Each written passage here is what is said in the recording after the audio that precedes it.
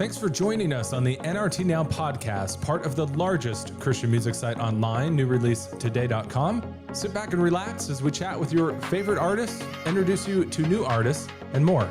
Now here's your host, Jake. Hey, welcome to episode 44. So happy that you're here with us. So this is going to be a little bit shorter of an episode than we've had lately. It's so funny how this current season has changed a lot of our expectations. So a while back, we were talking about pulling the podcast down to about 25, 30-ish minutes, give or take. And that was before everything started happening. And now all of our conversations lately have been over Zoom or FaceTime or whatever it's been. And we don't have that external pressure of getting ready for a show or having to run. There's been more of an intentional block around the time for these conversations. And they've just gone naturally a little bit longer than what I was planning. And to be honest, I've really loved it because there's been so much good stuff that's come out of these conversations. I'm just really happy that we don't have that hard time constraint of having to get ready for a show or what all's going on, day of. I miss the in-person conversations a lot. And I think there's a lot that happens when you're face-to-face with somebody. But, well, I guess with Zoom and FaceTime, you kind of are. But I really love how, having the time carved out for these conversations has just brought a lot of awesome stuff to the podcast here. But that being said, like I said, this is a little bit shorter of an episode. Our guest today is Josh McCabe of the band Caves. And I've struggled with that tongue twister way too much. I keep wanting to say Josh McCabe's, but that's not it. It's Josh McCabe with the band Caves. And I met Josh a while ago when both of our podcasts were pretty new, and we just talked shop a little bit. And one of the things I've loved about this friendship with Josh over the last little while is even though we occupy some of the same space, it's never been competition. It's always been just a mutual encouragement. And I've loved that. I think sometimes natural tendency is to be a little competitive, but like I said, that's just not been there. So in the middle of this episode here, you'll hear how this happens, but just giving Josh a little bit of friendly grief, and it's turning into something that we have yet to do on this podcast until this very episode, is we get to debut the new Cave song just a couple days before it would normally release, but this is the exclusive debut of this new song. So I can't wait for you guys to hear this. I'm excited to be able to debut a song on this podcast, and I guess there's nothing left but to get to it. Here's Josh McCabe of Caves and the Overflow Beyond the Music podcast.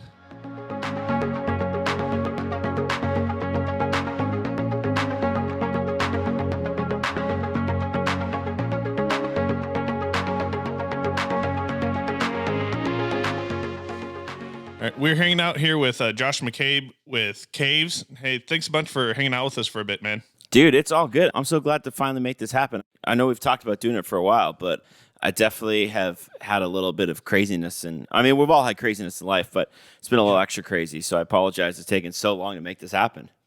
So we met because Josh also has a podcast called Overflow Beyond the Music. So we were talking podcasting here, and man, how long ago was it that we were like, hey, let's do this. Let's do a cross episode. And that was months ago, I think. Yeah, I mean, we talked about it, and there's obviously so much you can do with it. And for me, it's if we can just figure out what a concept looks like, then I'm always down. But half the battle's trying to wrap your head around what it looks like, Yeah, totally. But you came out with an EP this year with Caves. Yeah. Which I got to laugh. I've loved it. I'm not a huge country fan, but this has got a good country, southern rock kind of vibe. Yeah. And finally a compromise with my wife and I of something that we like. And I was telling her that we're doing this afternoon, and she's like, who? I'm like, oh. Finally, we found somebody that we can compromise on. I've played this around the house. Come on. Yeah. No, and that's kind of funny because that's kind of been the whole thing with me and music a lot, is that a lot of people don't know Caves by name, but they've heard our songs. It's kind of just like, all right, as long as you've heard the songs, as long as the songs have ministered to you, then cool, that's great. So a little bit of backstory on Josh. You are Canadian from somewhere up in Canada land. Yeah, Toronto area.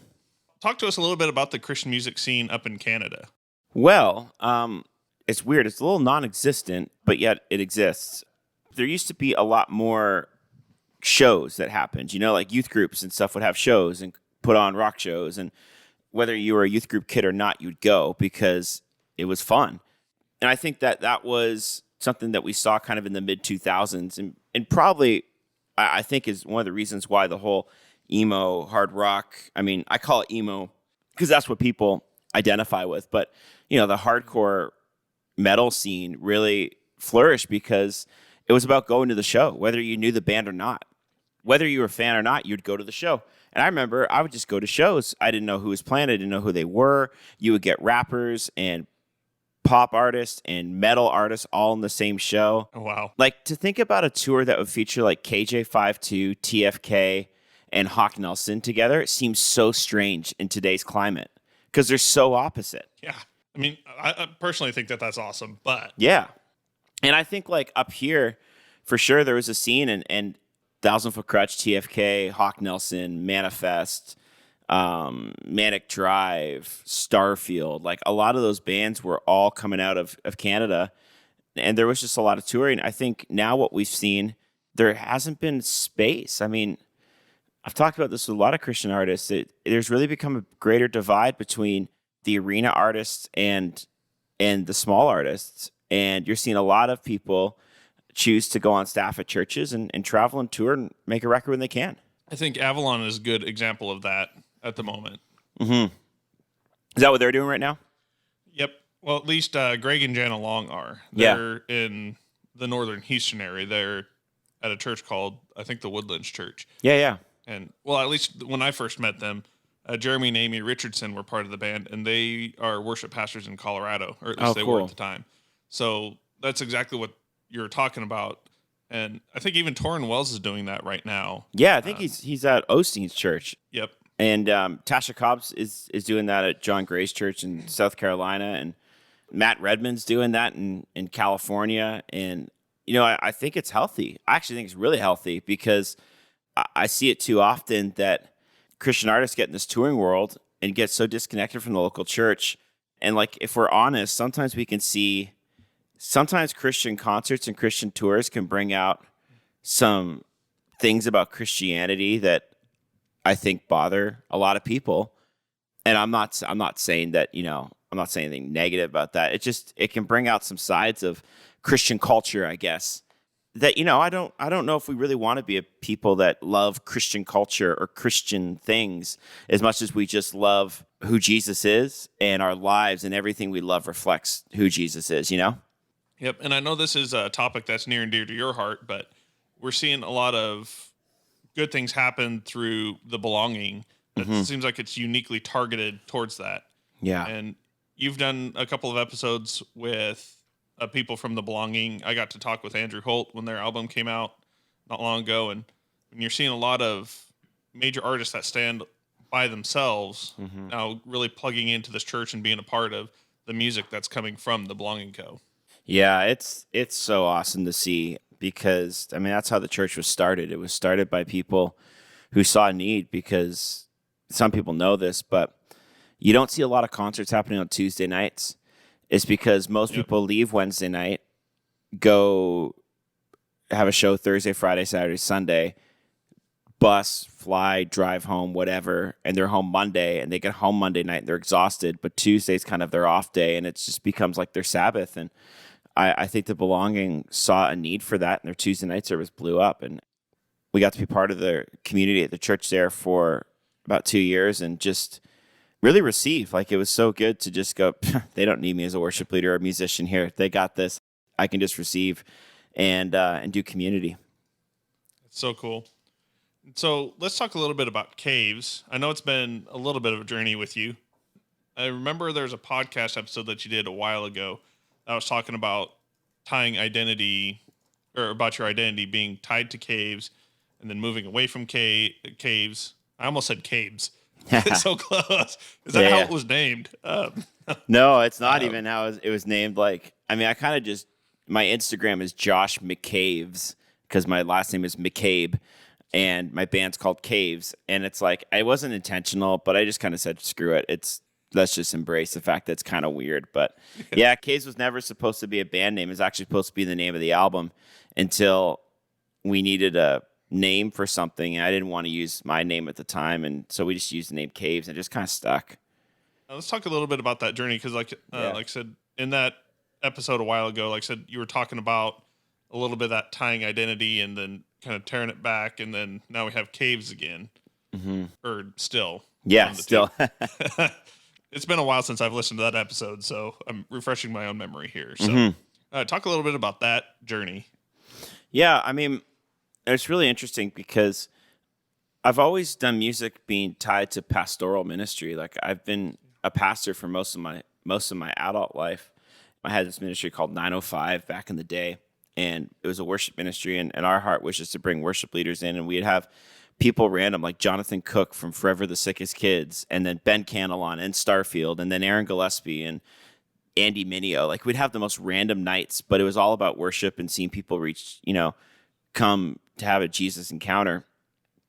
And that's always been the heartbeat of why I've done music. And when I started Caves, it was really like this album I made that was a psalm. It was like a journal entry for me about a season I'd walked through where I just kind of got burnt out. And no one did anything to make me do that. I mean, it wasn't the church's fault. It wasn't anyone's fault. It was my fault.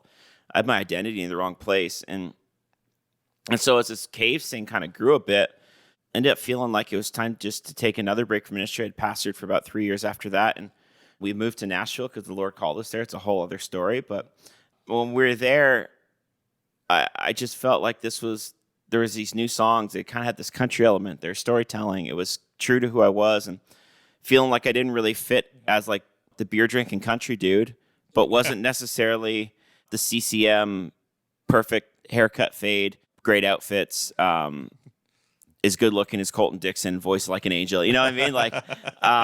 Like I wasn't that either. And I just felt so caught between, and I was trying to write the perfect song because there's this pressure in Christian music to write the perfect song for quote unquote radio. And I just kept getting in all these things. And I just said, maybe I should just be myself. And, I thought about just ditching Caves, and I kind of did for a second. But what I really realized was it wasn't about a branding thing. It was just about a heart switch I need to make, where I need to just get back to making music because I love it and because I feel like the Lord's called me to do it.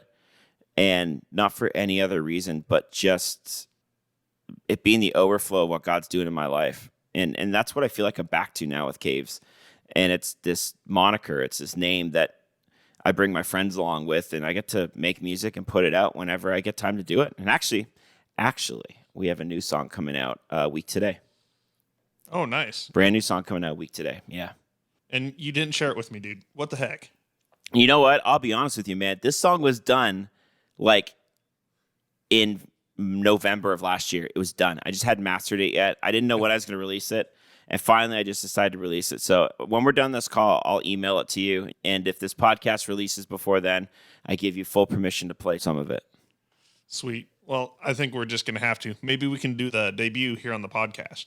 I think we can do that. I think we can make that work. I think we're supposed to do this stuff behind the scenes instead of actually on the episode. Hey, you know what? That's how we're getting it done today, Yeah. I love it. So I do want to talk a little bit about the podcast. And this is, besides the Caves thing, this is probably the thing I'm most excited about this conversation with, because we kind of exist in the same space. Mm-hmm. And I think we've talked about Overflow here on the podcast a few times. Yeah.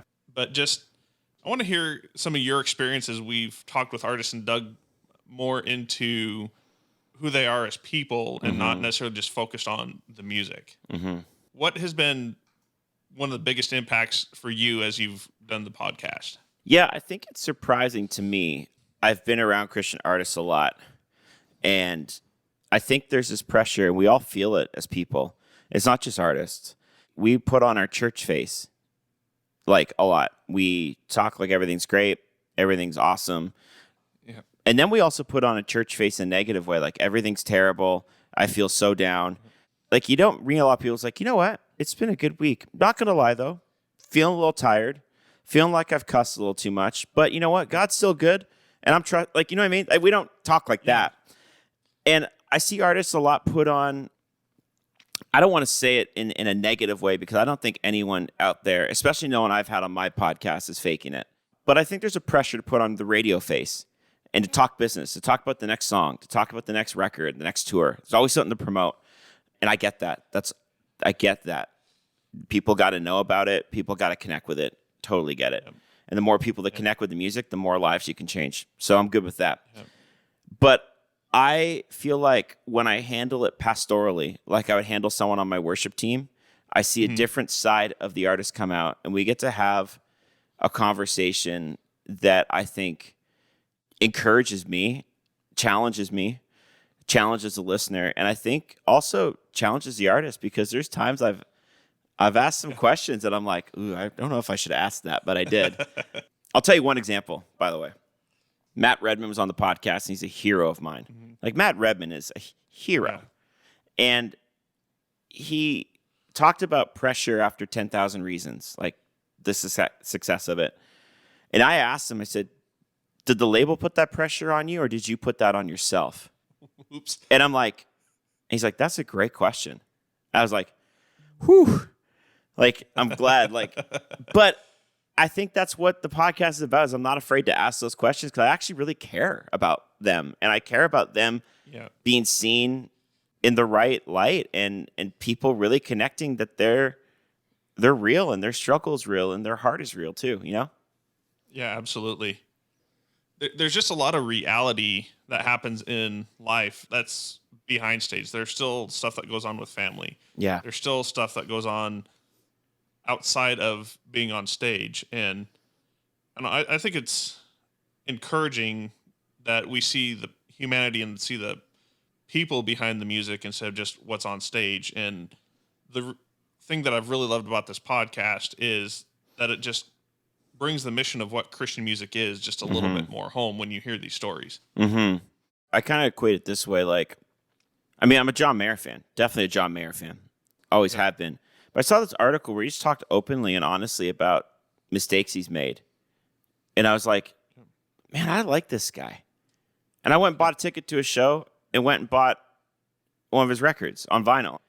And I did it because, like, though I could have just got on Spotify, I'm like, man, I like this guy. I connected with who he's about, and it made the music connect with me better. And I think that's the same is true. Like, it's hard for you to watch a movie featuring an actor you can't stand. Even if the plot's great and the writing's great, if you can't stand the actor, it's tough. It is. So we've had some crossover between guests on our episodes. Yeah. What always is interesting to me is, well, some of the times your interview will be a few weeks earlier, or mine will be a few weeks earlier, somewhere in there. And it's just interesting to see the difference between the episodes, because there's a lot that happens or can happen in those time frames. That struck me a couple of times, just the differences just purely based on timing. Yeah, I mean, I think what's interesting is that whenever you get different guests on, you catch them at different points in their life, right? Rarely are they sitting in an office and it's go time. They're on the clock now and they're like ready to go. Or if they are, they've been doing it all day. And I found this important as an interviewer. And what's one of the reasons why, even though we don't do video on the podcast, I still, just like we're doing right now, we're on FaceTime. No one can see us. No one can see the disgusting mess of gear and stuff behind me because I've just unpacked the whole studio. But like, no one could see that. But we can see each other's faces and we just connect. And it's like, for this moment, it's you and me. And I want them to feel comfortable in that moment. And we usually talk offline just about like, how's your family? How many kids do you have? And just a little bit of that, just to kind of take the pressure off and make it not feel like I'm here to get something from them and get content from them. Yep. That's the thing that I've really loved about this podcast, is just that personal side of that interaction. I never want to be just another voice asking questions and all that. I really want to dive into who they are and what this truly means to them as people. Yeah. What their music, what their work means to them as people. Yeah. Not just about what the success is on the radio or album sales or anything like that. Yeah, like and beyond just all the things to talk about, I find that there's just rich stories with people. People are walking testimonies of what God has done, what he's doing, and what they desire him to do.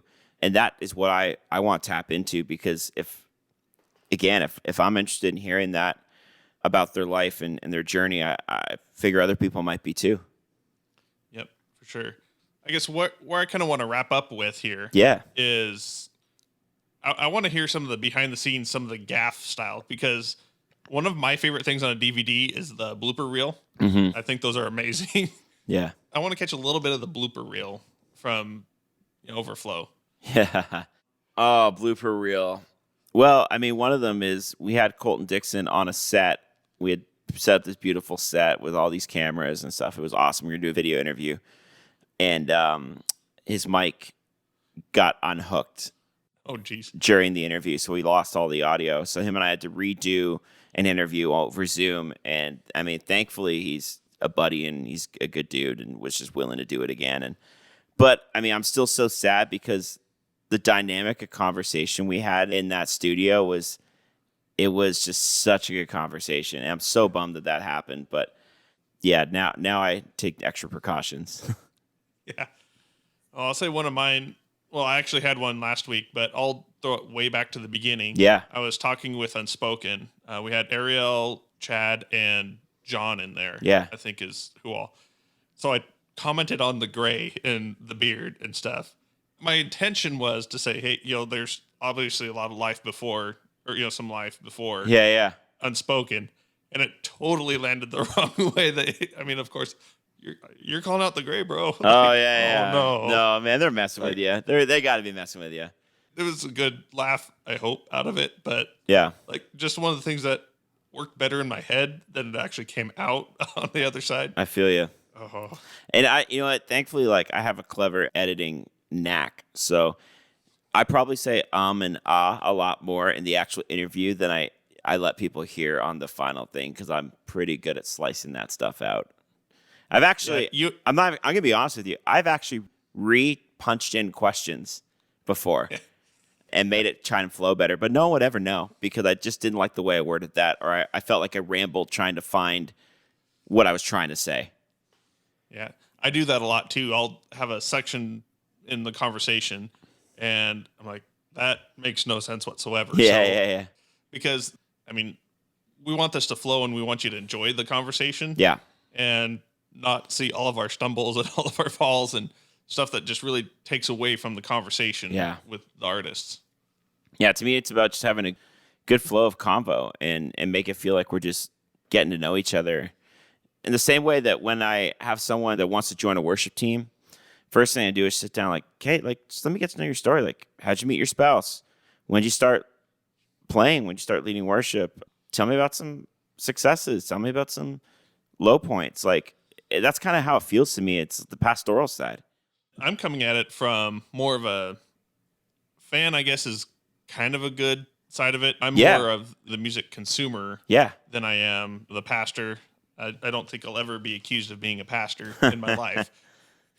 But just kind of that perspective is like, I want to know who I'm listening to. Yeah. And my daughter has gotten to be a roadie with me on a few of them. Awesome. And I really love her getting to hear that the music that she listens to on the radio or on Spotify or wherever. I want her to know who's producing the music. Right. And I want her to know that it's people with stories behind that. And so my approach is just a little bit different, just kind of from the different vantage point. But yeah, I mean, I'm right there with you. It's all about the stories, and it's all about that side of it more so than the brilliance of the end product. Well, you're doing a good thing, man. I appreciate you. Having me on and having me part of what you're doing, because I like what you're doing. I've had the chance to listen to a few episodes, and admittedly, I have so much sports content and podcasts I listen to that keeps me really busy. But I've definitely checked out a few episodes and appreciate what you're doing, man. I love it. I appreciate what you're doing as well. I used to be more of a consistent listener when I had an hour commute. Yeah, yeah. I had my routine. I had Elevation one day, and I had Overflow whenever you graced us with a new episode. Yeah, Uh, for sure. I had that time in the mornings to just set the day off, right? And now that I'm working from home most of the time, I think I've been to the office 4 days so far in this pandemic. It's really changed my habits. So I'm with you there. I think I'm behind a few episodes myself. Well, man, there's a few episodes we're probably behind on releasing, so we'll hopefully get caught up. Right now, I'm just trying to get this new song out and get settled and all that fun stuff, Yep. I feel you.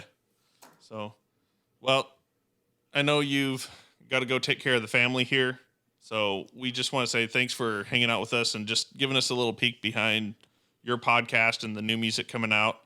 And like I said, I think, like we were saying a few minutes ago, may as well just debut your new song, Caves' new song, here on the podcast. Yeah, let's do it, man. We'll play it. Everybody, what's up? This is Josh from the band Caves. It's our brand new song called Where I Want to Be, right here on NRT's podcast. Jake Frederick, he's the man. There's a box locked tight that don't fit in. It's a little crowded and the air is thin. I've never been one for the easy way. You can call me crazy and that's okay.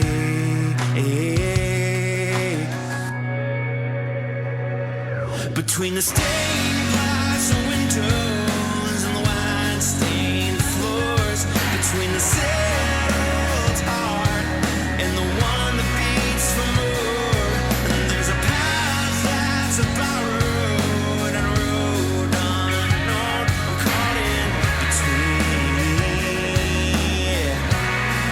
and that's where I wanna be.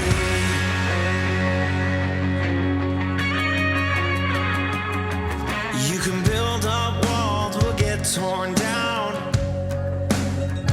Oh, you can feel so lost, you'd still be found. Oh, through the pain, the hurt, and the suffering. Well, there's a fire burning that you just can't see. Between the stained glass windows and the wine-stained floors, between the settled heart and the one that beats for more, and there's a path that's a borrowed and a road unknown. I'm caught in between, yeah, and that's where I wanna be. That's where I wanna be.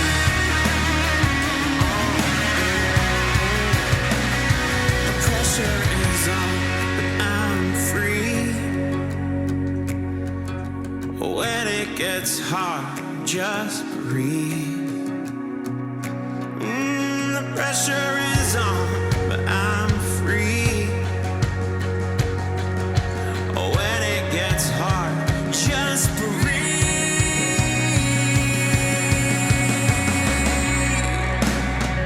Oh, between the stained glass windows and the wine-stained floors, between the settled heart and the one that beats for more, there's a path that's a borrowed and a road unknown. I'm caught in between, yeah, and that's where I wanna be. Yes, where I wanna be, and that's where I wanna be.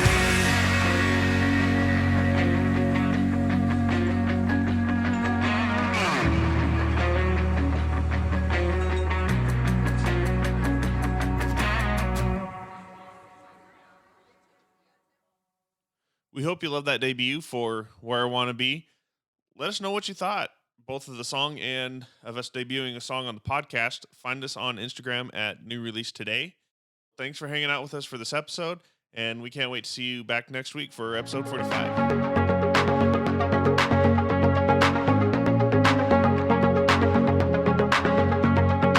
Thanks for hanging out with us for this episode of the NRT Now podcast. Be sure to subscribe on Spotify, Apple Podcasts, Stitcher, or wherever you listen to podcasts. And special thanks to Neon Feather for providing our theme music. Make sure to check out newreleasetoday.com and our socials for more great content. See you next episode.